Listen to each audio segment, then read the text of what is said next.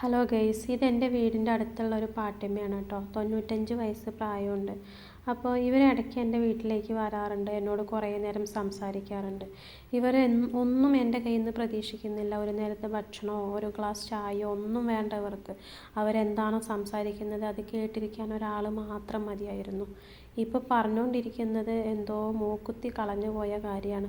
ഒരുപാട് വർഷങ്ങൾക്ക് മുമ്പ് അവരുടെ മൂക്കുത്തി കളഞ്ഞു പോയെന്നും അതിനുശേഷം മൂക്കുത്തി ഇടുന്ന ഓട്ട അടയാതിരിക്കാൻ വേണ്ടിയിട്ട് ചെറിയൊരു ഈർക്കിലി കഷ്ണം വെച്ചെന്നൊക്കെയാണ്.